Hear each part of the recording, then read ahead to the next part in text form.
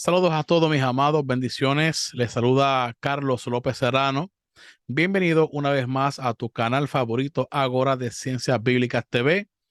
Queremos darle las gracias a todos esos suscriptores nuevos que YouTube siempre nos avisa cuántas personas están entrando a la página, los que se están suscribiendo, los que están compartiendo la misma. Le enviamos un saludo fraternal y gracias por el respaldo. El canal está creciendo poco a poco, pero con pasos firmes. En el día de hoy vamos a estar hablando sobre un personaje que marcó la historia de los judíos, e incluso no solamente la historia de los judíos, también la historia de aquella civilización iba en declive. Estamos hablando de la ciudad de Babilonia. Pero ¿qué hay de especial entre los escritos de Ciro y qué hay de especial entre la Biblia? O sea, ¿quién fue este hombre? ¿Qué hazañas hizo? ¿Por qué tanto la literatura mesopotámica lo reconoce como también la literatura judía, hebrea, lo reconoce? Eso lo vamos a ver aquí en este programa. Así que comencemos. Este es el tema de esta noche: el cilindro de Ciro y los judíos. Eh, Este es el momento histórico que estamos viendo, lo que fue un sueño de Daniel, lo que es la gran estatua, y parece que lo que era la profecía comienza desde el imperio babilónico. Claro está, Daniel está cautivo allí. Y lo que es esta profecía, según las escrituras, de qué imperio vencería a otro imperio, pero que cada imperio se hace grande, cada imperio se fortalece, y parece que se le dio esa revelación a Daniel, y en esa estatua vemos los diferentes colores que representan a cada imperio. El momento histórico donde estamos es en el segundo, el imperio medo-persa, que representa el color plata. Ya vemos el primero, que es el imperio babilónico, es el imperio de oro, de 605 al 539. Ya sabemos que reinaba Nabucodonosor, y después de él algunos reyes que tuvieron que pagar el precio. Luego viene el imperio medo-persa, y aquí vamos a estar hablando de este momento histórico.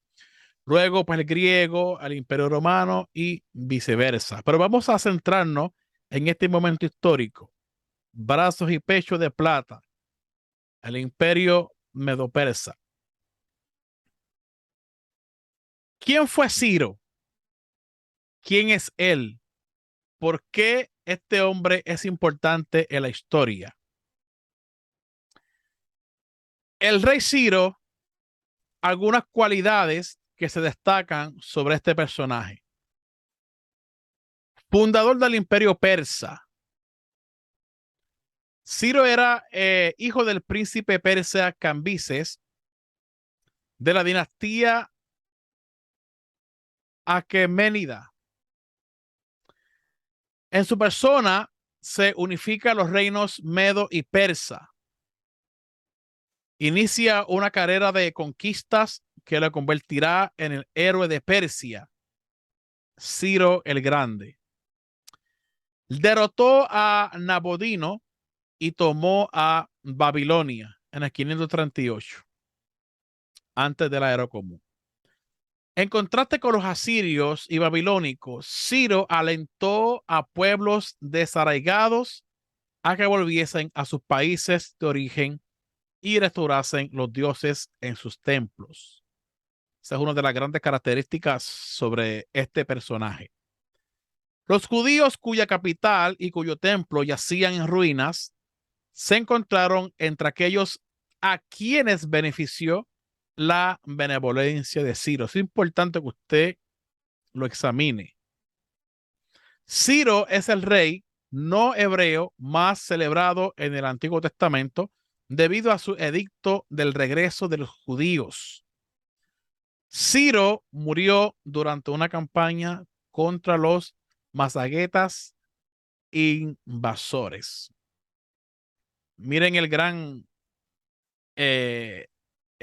performance, como dicen, como diría el buen inglés. Miren el currículum de este hombre, diferente a los demás. El rey Ciro.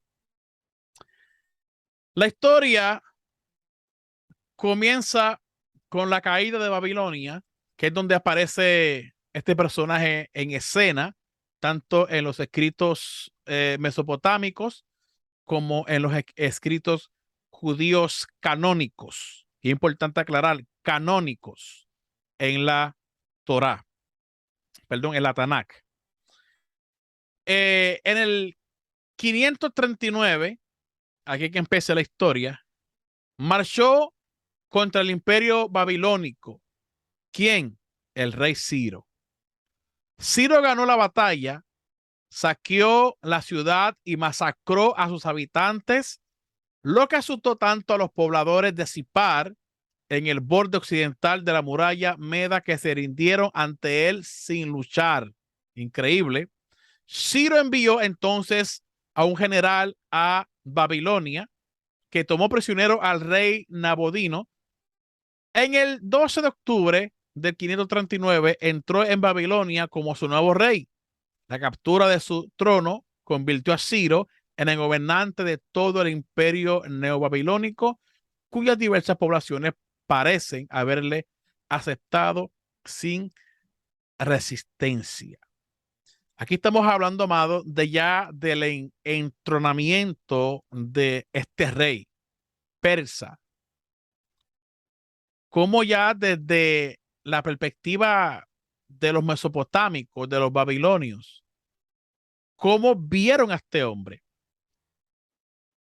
Este hombre fue reconocido, fue aceptado sin ninguna resistencia, porque este hombre traía unas virtudes y unas oportunidades que no las trajo Sennacherib tal vez,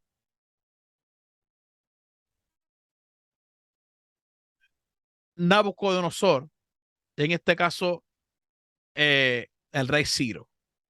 ¿Qué hizo este hombre? Una vez el imperio persa gobierna, con él vienen ciertas influencias. Ahora, recuerden que la religión persa era bien respetada entre los judíos. Influencias persas por todo el lugar. Ya se creía en lo que es la resurrección, la inmortalidad, el juicio final, el alma, los ángeles y demonios, entre otros elementos que podíamos mencionar. Como tenemos aquí en la imagen, podemos mencionar los que se creía, todas estas influencias, una vez el imperio persa domina, una vez estas creencias se van por todo el lugar conforme a cómo se enseña en esa época.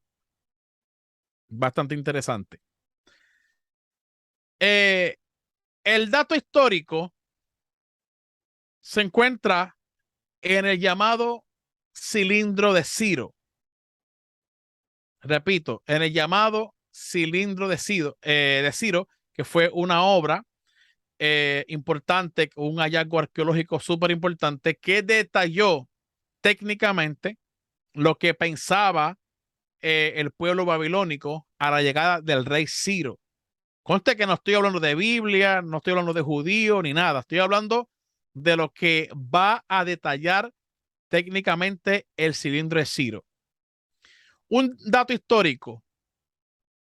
Después de que Ciro conquista a Babilonia, comisionó declaraciones oficiales escritas en el cuneiforme babilónico tradicional que explicaban su ascenso a la realeza en este lugar.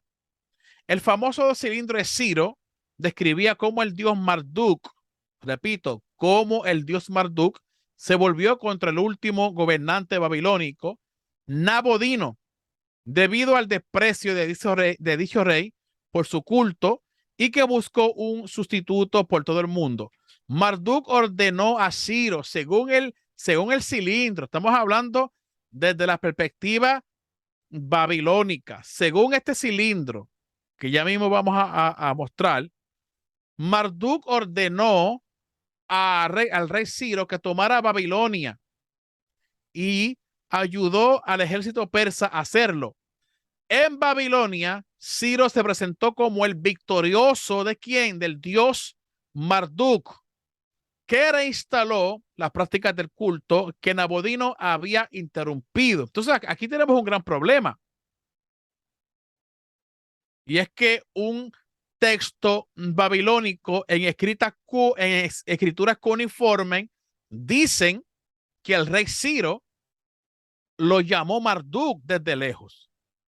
Lo llamó Marduk a castigar a un rey en ese tiempo en Babilonia porque quiso sacar el culto de Marduk para afuera y restablecer cultos más antiguos como el de los sumerios. Ese fue el gobernante Nabonidus, rey de Babilonia, que no quiso o interrumpió el culto Marduk por ponerle otro culto. En ese momento, Marduk se enoja. O sea, estamos hablando dentro de Babilonia. Lo que pasaba en ese momento, el rey de Babilonia se enoja. Miren esto, el rey de Babilonia se enoja porque uno de sus adoradores o uno de sus reyes de su imperio lo traiciona y se prostituye para otro dios. Ahí Marduk se enoja y llama a Ciro para que lo castigue. Eso no se parece, amado, lo que nosotros leemos en Primera de Reyes, Segunda de Reyes, aún en el libro de los jueces. Cuando los mismos israelitas, líderes, reyes, no quieren adorar a Yahvé, no quieren adorar a Jehová, como tú le quieras llamar, pero adoran a Baal, adoran a Shera. ¿Qué dice el autor? Que Yahvé se molestó contra los judíos o los israelitas y les mandó gobernantes perversos a que castigaran al pueblo. Y mire qué interesante. Dentro del mundo babilónico hay reyes también. Repito, hay reyes también que se enojan o quieren impedir o quieren prostituirse, por decirlo así, con otras divinidades, con otros dioses, y Marduk los castiga. Lo mismo pasa en las escrituras. Eso es un dato interesante que usted debe de entender, que tanto como se maneja la divinidad al castigo de sus príncipes, también lo vemos en la Biblia. También lo vemos en la Biblia. Aquí tenemos el famoso cilindro de Ciro. Vamos a ver una lectura de este cilindro. Dice de ese rey: conspiró contra el culto a Marduk. Ok, para ponerlos en contexto. El cilindro habla sobre la nefasta gobernación de Nabonidus, cómo se levantó contra Marduk. Esto lo dice el cilindro de Ciro. Repito, dice de ese rey babilónico: conspiró, o sea, Nabonidus, conspiró contra el culto a Marduk, rey de los dioses, e hizo continuamente el mal contra su ciudad. Diariamente trajo la ruina sobre su gente, imponiendo impecablemente trabajos penosos sobre ellos. Eso lo leemos en la línea 7 y 8 de este cilindro. Marduk sintió compasión por el pueblo. Oiga bien, y observa a qué se te parece esto que dice aquí. Marduk sintió compasión por el pueblo y buscó un sustituto para su rey. Buscó y miró en todos los países, buscando en su elección al rey recto. Y dice así: tomó la mano de Ciro. ¿Quién la tomó? El dios Marduk. Al rey de Ashnán, y se llamó por su nombre, proclamándolo rey sobre todas las cosas. Y dice que el rey, el dios Marduk, llamó desde lejos a Ciro para que castigase a su rey Nabodino y tener misericordia del pueblo. Cosas que vemos en la Biblia, cosas que vemos. Ejemplo, el rey de Judá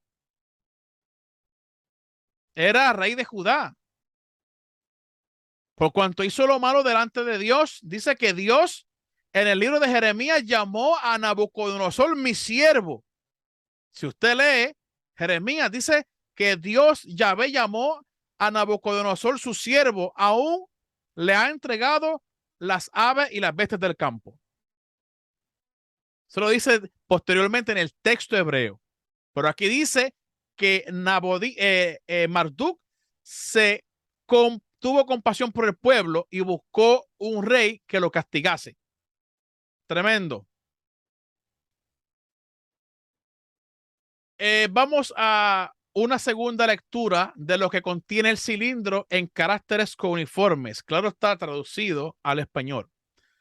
Dice así: entonces el dios, o sea, Marduk, ordenó a las tropas de Persia, Media, que marcharan sobre Babilonia. Mire qué interesante cómo detallan al dios Marduk,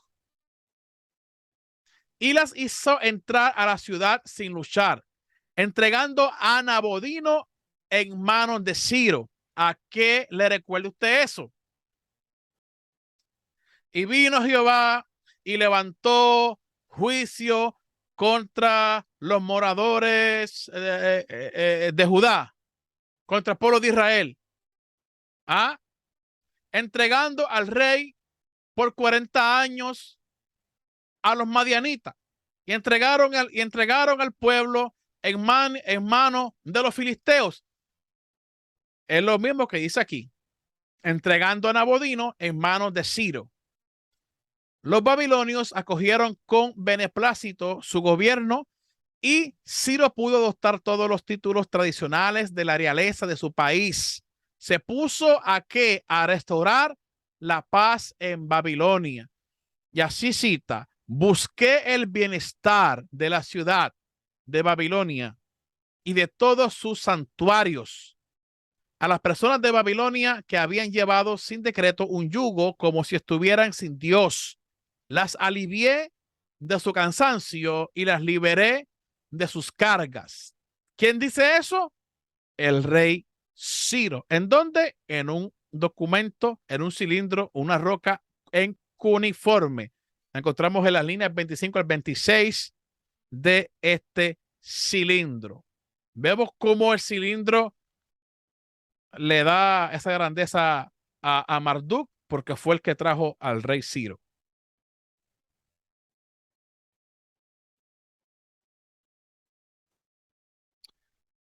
Vamos a una tercera lectura del cilindro.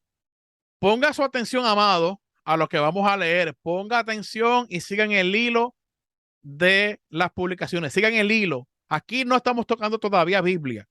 No estamos tocando judaísmo ni nada por el estilo. Estamos hablando las literaturas mesopotámicas babilónicas. ¿Qué dicen históricamente? Dice, entonces Ciro, el rey vencedor, nuevo, devolvió los dioses cuyas estatuas había trasladado Nabodino a Babilonia a sus casas. De Babilonia a Sur y Susa, Akkad, Eshnoa, Sabán, Maternú, Der, hasta la tierra de los Guti, santuarios al otro lado del río Tigris que habían estado abandonados durante mucho tiempo. Devolví los dioses, los dejé vivir en lugares permanentes. Reuní a todos sus pueblos y los devolví a sus casas. Oiga bien lo que dice. A los dioses de Sumer y Akkad, a quienes Nabodino había establecido en Babilonia, enojados así, al Señor de los dioses por mandato de Marduk, los hice residir en paz en sus santuarios y los hice feliz. Quiere decir, amados, que este hombre llamado Ciro vino a limpiar la casa. Este hombre vino a darle de nuevo el entrenamiento al dios Marduk, que va por encima de cualquier otro dios sumerio. Y no solamente eso, este hombre, según el cilindro, Marduk lo llama, le da poder, le entrega al pueblo sin ningún tipo de resistencia. Ahora él pone en orden los cultos. Los cultos sumerios se van para su templo. El culto Marduk vuelve a restablecerte. Y castiga al rey en ese tiempo Nabodino, y él puso la paz y los hizo ser felices. Eso lo encontramos en las líneas del 30 al 34. Mire qué interesante. Enoteísmo. Hay un texto bien interesante de este libro, que yo creo que usted lo conoce, se llama Thomas Rommel, el cual recomiendo 100%. Este libro, Monoteísmo y Poder, la construcción de Dios en la Biblia hebrea, por Universidad Bíblica Latinoamericana. En la página 59 hay un extracto o una enseñanza bastante buenísima del profesor Thomas Rommel. Recuerden que el epicentro de este estudio es en Babilonia. Todavía no estamos tocando a los judíos ni la perspectiva judía. Estamos en los textos históricos mesopotámicos. Sabemos, amado, que dentro de Babilonia, claro, había muchos dioses, pero ya se exaltaba a un enoteísmo. ¿Qué es enoteísmo? Aunque la cultura mesopotámica está marcada por un politeísmo muy elaborado, se observan, sin embargo, tendencias hacia un enoteísmo, enfocarse particularmente en una sola divinidad sin negar por ello la existencia de otra. Eso es lo que pasaba en Babilonia, porque el rey Nabucodonosor tenía Marduk y Nabodino tenía a otros dioses. Entonces, quiero tocar 3 ejemplos para que usted entienda lo que es un enoteísmo. En la Biblia también. Ejemplo número 1. Nabucodonosor, 1, quiso hacer de Dios Marduk primer dios titular de la ciudad Babilonia, el dios central del todo el panteón babilónico. Eso lo seguía Nabucodonosor 1. Vamos a los asirios. Senaquerit, quien destruye Babilonia en el 689 antes de la era común, hizo reescribir la epopeya de Enuma Elish, que trata de la creación del mundo, para reemplazar a Marduk por Asur, que se convirtió entonces en el dios del cielo y de la tierra. Mira qué tremendo. La literatura babilónica acadia cae en las manos de los asirios. Tanto en Babilonia como los sumerios había gente sabia, pero también en la religión asiria había gente sabia que adoptan el texto babilónico acadio, lo cambian, lo reemplazan los dioses. Eso era algo que se veía entre los antiguos. Una civilización de otra a otra se queda con sus escritos más importantes, que los identifica como pueblo y los redacta para sí y le cambia toda la teología. Eso es importante. Repito, Senaquerit, quien destruye Babilonia en el 689, hizo reescribir la epopeya del Enuma Elish, que trata de la creación del mundo para reemplazar a Marduk por Ashur. Vemos un cambio de dioses. El rey babilónico Nabodino, que es el momento histórico que estamos hablando, por su parte quiso hacer del dios lunar Sin el dios principal del imperio babilónico. Su misteriosa estadía en Tema tenía por objetivo quizás construir una nueva capital dedicada por completo a la adoración del dios Sin. Entonces, ¿qué estamos viendo en estos 3 ejemplos? Tenemos 3 diferentes dioses: Marduk, tenemos Asur y tenemos los otros dioses sumerios que Nabonidus quiso replantar. Entonces, ¿de qué hablamos? De un enoteísmo.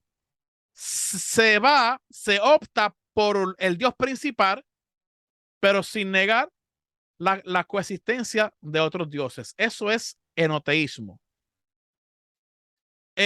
Vamos ahora a la perspectiva babilónica, perdón, a la perspectiva bíblica. Ahora vamos a meternos en la Biblia. Vamos a meternos en la Biblia. Vamos a dar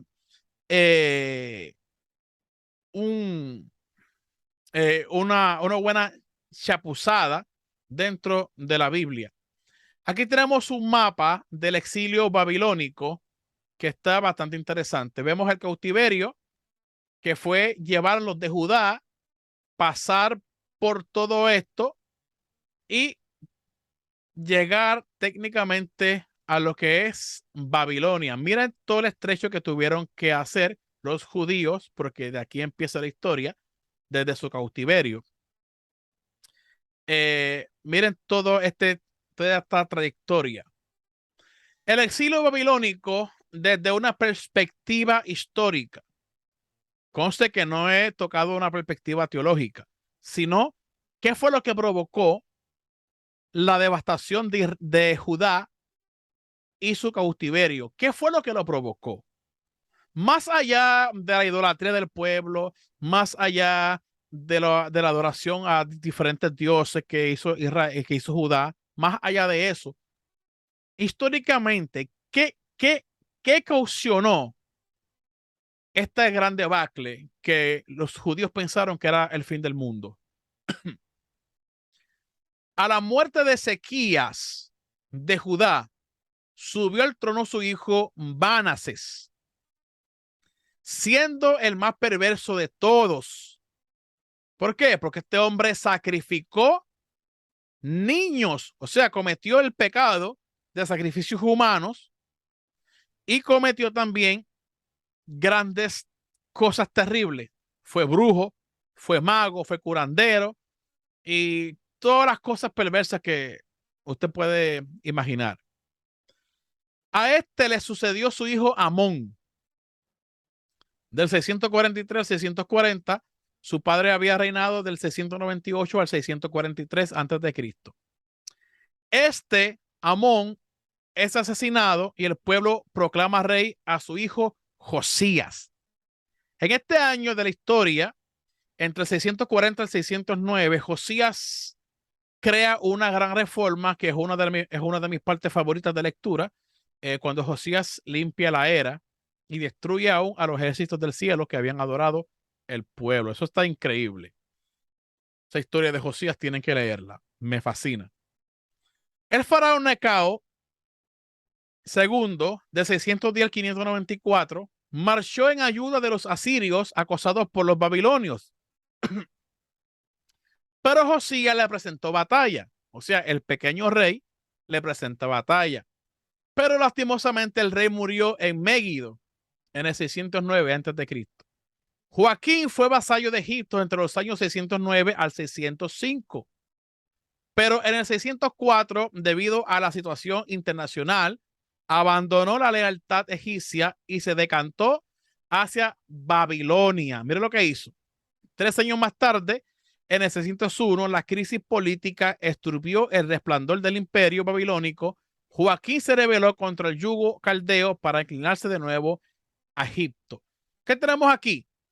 Tenemos aquí, amado, una desobediencia civil, una desobediencia política, vemos traiciones, el rey de Judá no se quiere someter entre los babilonios, sino que lo traiciona, se va con Egipto, luego traiciona a Egipto y se va con Babilonia. Los últimos reyes de Judá no sabían ni con quién estar, si estar con Babilonia o estar con los egipcios, y eso le costó cosas terribles.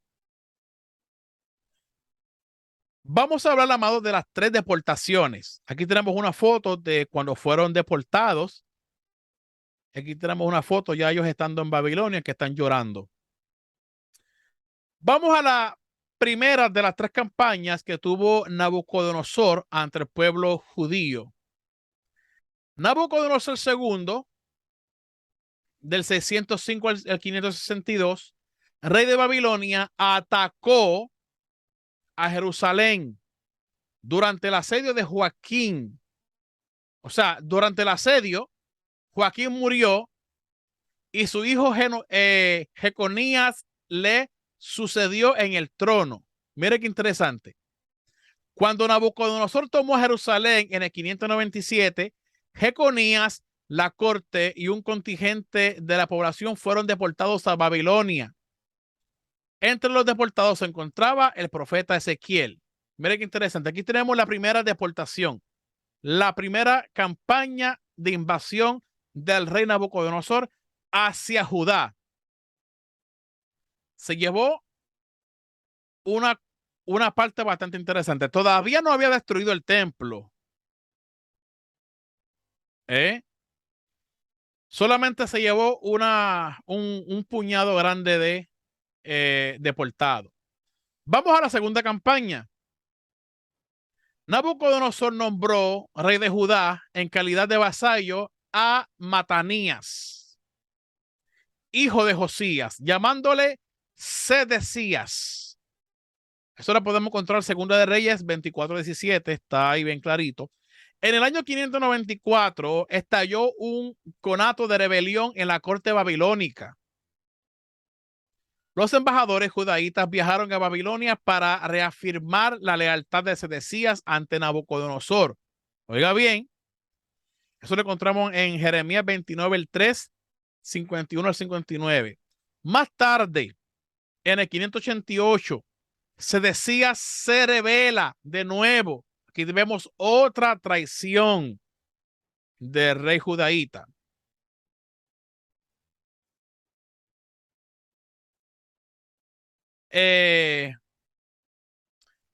Sedecías se rebeló de nuevo. Nabucodonosor arremetió contra la ciudad santa y la tomó en el 587. Sedecías fue llevado a Babilonia, donde murió. Los babilonios desterraron un segundo contingente de población al país de los canales. Eso lo encontramos en Segunda de Reyes 25, 8 al 21. Esta segunda, la segunda deportación vino por la traición. Que otra vez la ciudad fue impactada por el rey Nabucodonosor. La tercera campaña y última, y esta fue la trágica, la que verdaderamente puso a reflexionar a los judíos mientras iban de camino a Babilonia. Nabucodonosor impuso a Godolías como gobernador de quienes habían permanecido en Judá, porque no todo Judá fue deportado, eso lo entendemos. El general babilónico Nabuzaradán destruyó entre la gente pobre del país las tierras arrebatadas a quienes habían sido deportados. Entonces comenzaron los estragos y comenzó la destrucción. Ismael, un jefe militar de estirpe regia que había permanecido en la nobleza cortesana de Sedecías, asesinó a Godolías. O sea, había como una guerra civil interna allí en Judá. Asesinó a Godolías en Mizpa y apresó un grupo de rehenes. Eso lo encontramos en Segunda de Reyes 25 al 25. De pronto Juan, hijo de Carea, otro caudillo militar, capturó a los rehenes de Ismael y se dirigió a Egipto, llevándose también al profeta Jeremías. El asesinato de Godolías dio lugar a una tercera represión bíblica y otra deportación y el templo quemado y arruinado. Y aquí vemos la desgracia del pueblo judío, esta vez el reino del sur, deportados a Babilonia. Llegando a Babilonia con una teología poco desarrollada. Llegando a Babilonia tristes, derrotados, el templo hecho pedazos, no sabían qué hacer, pensaban en los hermanos del norte que desaparecieron por los asirios, y allí los sabios judíos de Babilonia, los líderes sabios judíos, tienen que reencontrarse, arrepentirse y reelaborar su historia desde una perspectiva monoteísta, no politeísta. que eso es lo que vamos a ver en breve.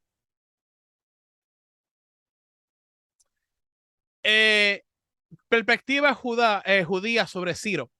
Ya estando ese monoteísmo, por llamárselo así, estricto, ya de ahora en adelante todo escrito que escriba a los judíos es un escrito de desmitologización a textos más antiguos, a epopeyas más antiguos.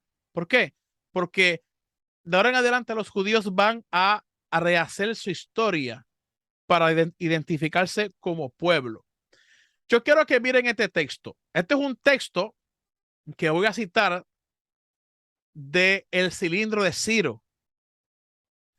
Dice así: reuní a todos los habitantes y les devolví sus tierras.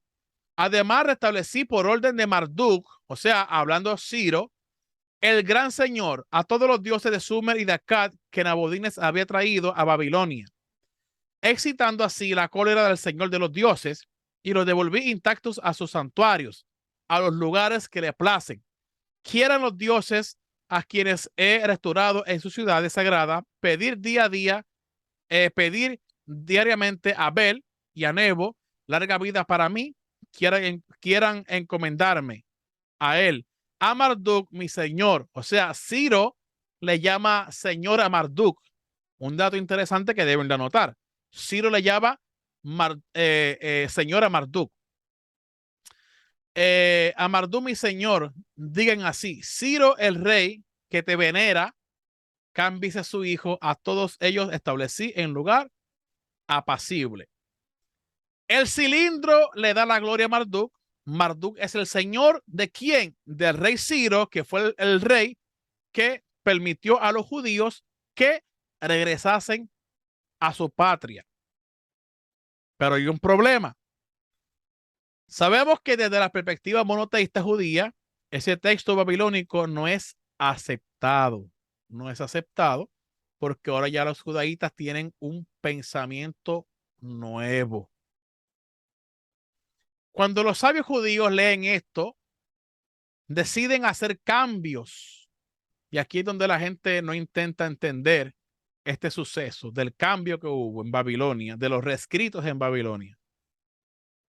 Y reelaborar desde la perspectiva de su historia al naciente judaísmo, que es la historia de ellos como pueblo. ¿Usted se imagina que los judíos no hubieran nacido en ese pensamiento monoteísta después de haber arrepentido de todo lo que hicieron? De todos esos sacrificios de niños y tanta cosa. ¿Usted cree que si los judíos van a rehacer su identidad como pueblo para no desaparecer de la historia, usted cree que los judíos iban a aceptar ese escrito babilónico de que el dios Marduk fue quien llamó a Ciro? No, amado. Eso no es aceptado por los judíos. No es aceptado. Ellos leen el texto porque yo entiendo y creo que los judíos siempre han sido políglotas. Hablan más de 3, 4, 5, 6 idiomas.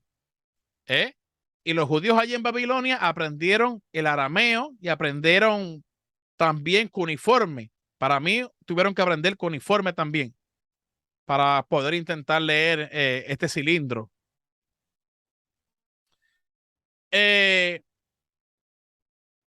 Hay un profeta bastante interesante que se pone al nivel histórico del relato de Ciro. Hablamos del segundo Isaías. Entonces, una de las conclusiones más seguras de la exégesis histórico-crítica es la hipótesis de que la segunda parte del libro de Isaías históricamente no tiene nada que ver con el profeta del siglo 8 antes de Cristo. Porque se cree, amado, desde un estudio académico serio, se cree que se cree que son 3 personajes los que conforman el libro de Isaías. Claro, cuando tú lees la Biblia, va a parecer que solamente es un profeta que escribe todo eso desde la perspectiva bíblica, pero académicamente se cree que son tres personajes los que hablan de el segundo Isaías. El conjunto de Isaías 40 al 55 proviene probablemente de un profeta del siglo VI antes de Cristo, cuyo nombre desconocemos y que en la investigación se denomina el segundo Isaías. Y este segundo Isaías es el que habla de lo que es el rey Ciro. Pero aquí hay un problema. Cuando nosotros leemos la Biblia, vemos como si el profeta Isaías estuviese profetizando que viene de lejanas tierras un rey que se llama Ciro, que ese es el que libertará y castigará al rey de Babilonia por sus pecados, hablando desde una perspectiva bíblica. Y eso es lo interesante, de una perspectiva bíblica.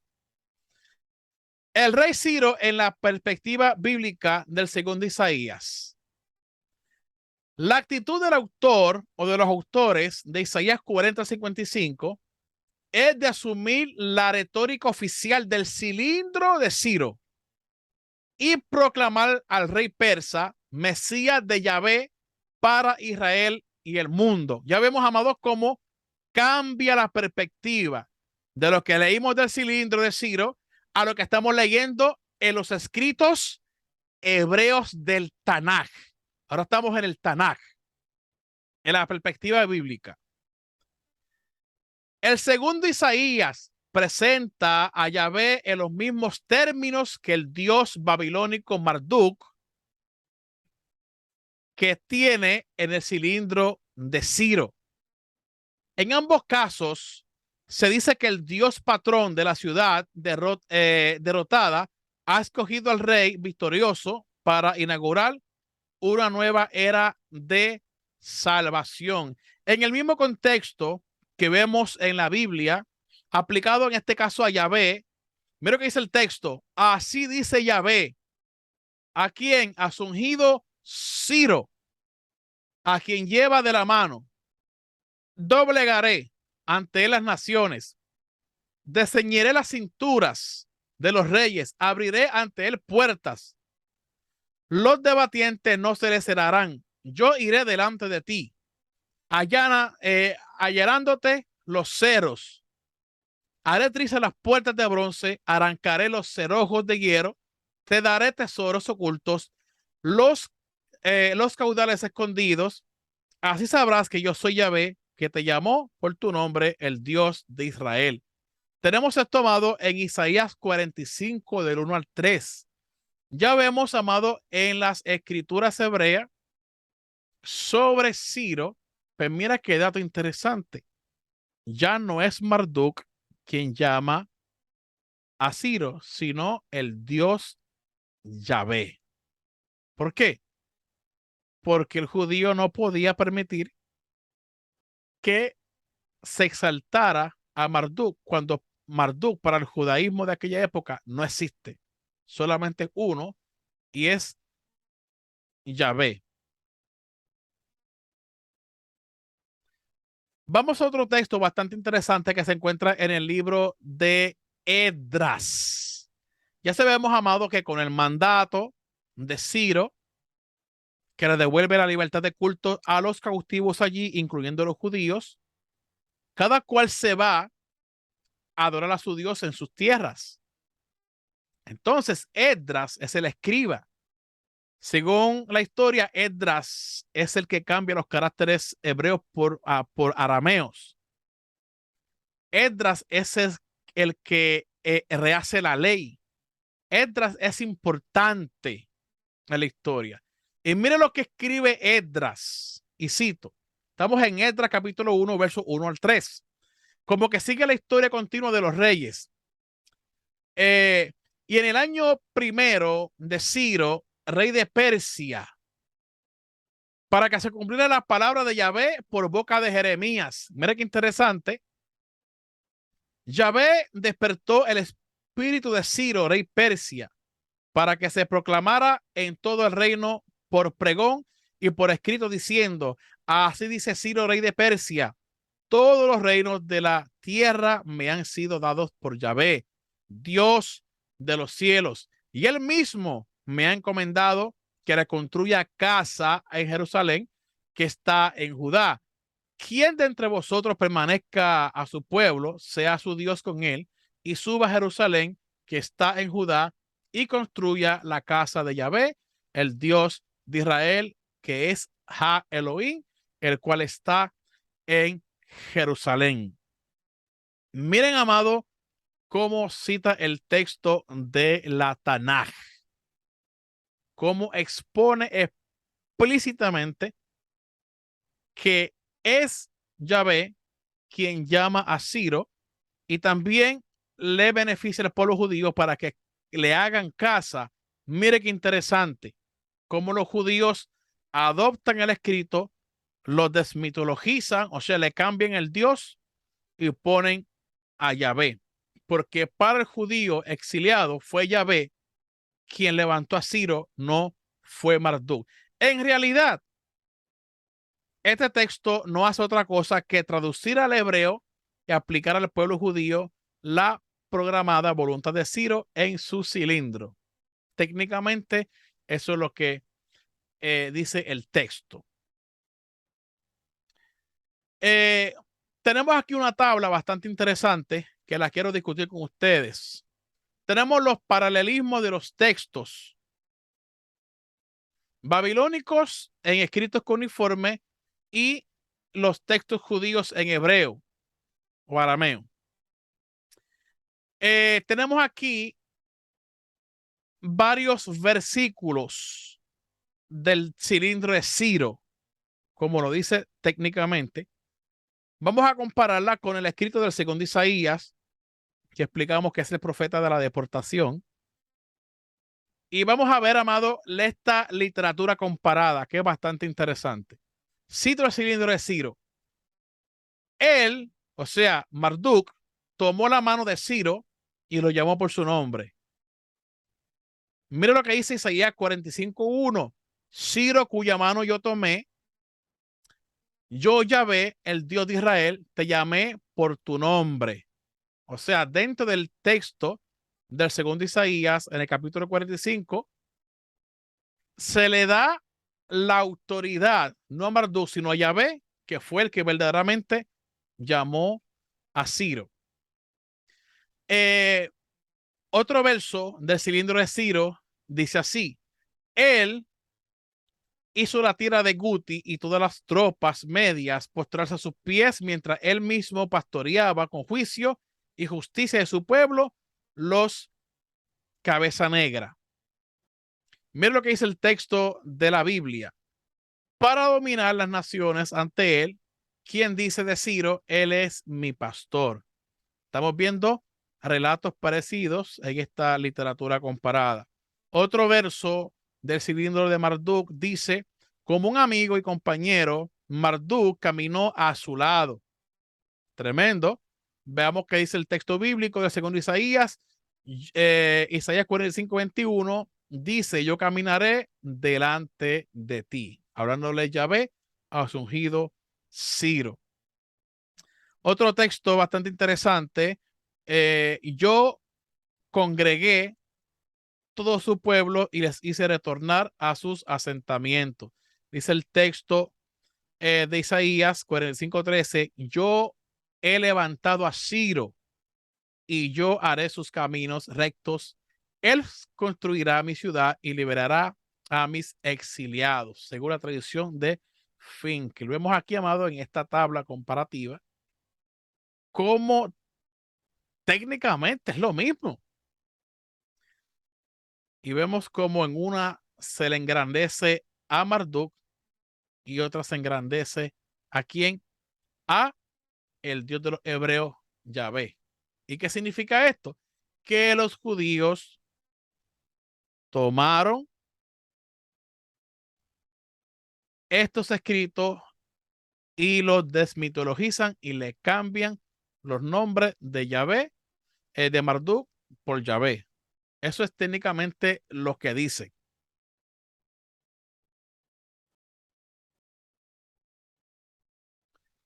Vamos a la conclusión. Vamos a la conclusión. Y yo quiero que usted tengan en mente estos 4 puntos que vamos a tocar para así dar nuestra conclusión. Número 1. La tradición del segundo Isaías representa un monoteísmo estricto que únicamente reconoce a Yahvé como Dios, mientras que anula todas las demás divinidades de las naciones.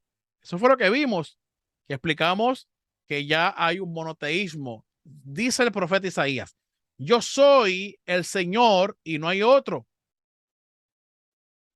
Yo soy el Señor y no hay otro, como diciendo, yo soy el Señor y no hay otro. Marduk no existe, eso es un invento de los babilonios. Este monoteísmo puede definirse como exclusivo, el carácter divino se limita a Yahvé.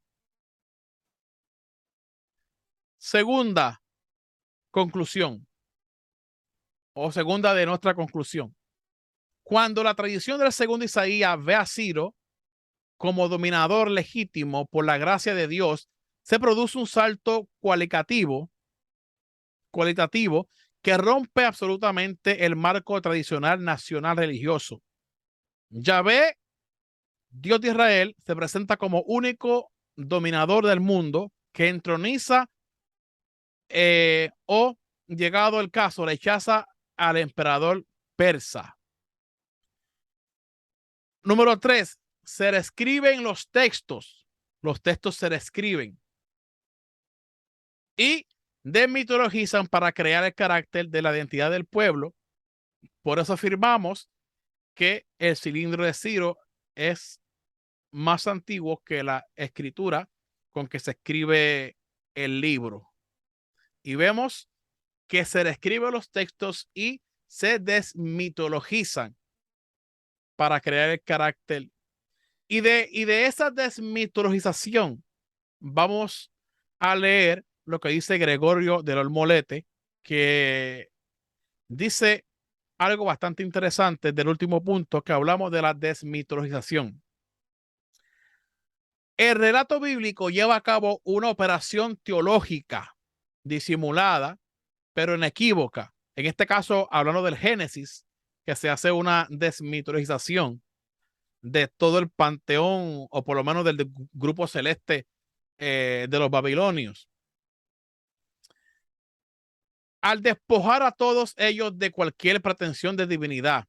O sea, los astros, que para los babilonios son dioses, para los judíos son lámparas. O sea,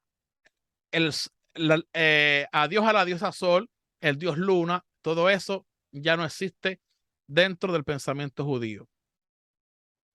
Los grandes monstruos marinos que escribe el Génesis, Tanín, Leviatán, Tiamat, los protagonistas de la lucha de cosmogónica primordial son ¿qué? Simples peces grandes. Todos los simples criaturas bajo el dominio del hombre y para su disfrute y alivio.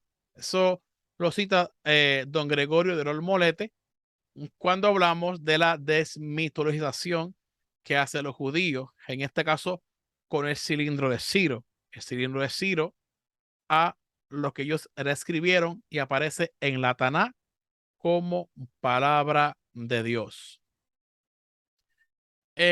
Aquí está la bibliografía que utilicé para hacer este programa. El libro Historia del Pensamiento de Oriente Antiguo por Mark Van de Meriop, que es bastante bueno. Mitos de la Antigua Mesopotamia por Federico Lara Peinado, estupendo libro.